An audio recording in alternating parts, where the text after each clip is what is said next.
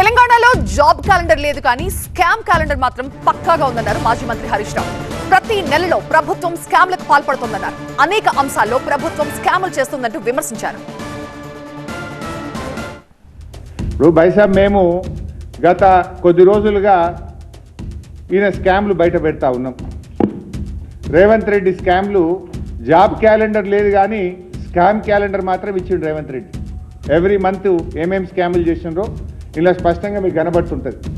ఏం చెప్పిండు, నెల నెలా ఉద్యోగాలు నింపుతా, జాబ్ క్యాలెండర్ తెస్తా అని నిరుద్యోగుల ఓట్లు వేసుకున్నాడు. జాబ్ క్యాలెండర్ విడుదల కాలే కానీ స్కామ్ క్యాలెండర్ మాత్రం వచ్చింది.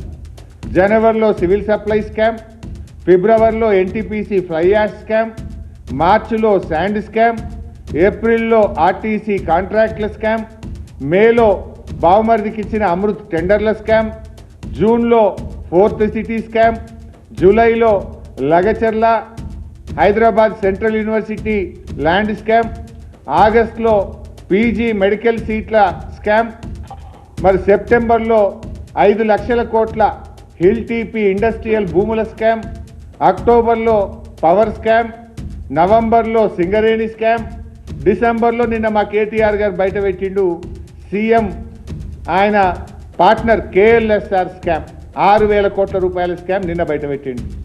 నెలకొక్క స్కామ్ బై మీది.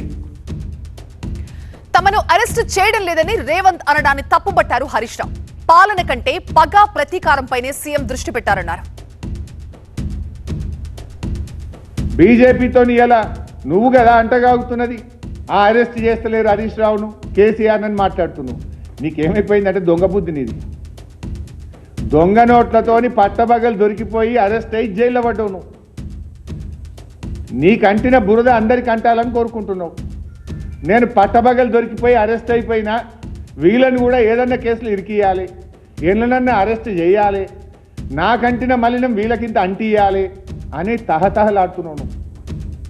నీకు పాలన మీద లేదు, ఎంతసేపు పగ ప్రతీకారంతో నువ్వు ఈరోజు మాట్లాడుతూ ఉన్నావు.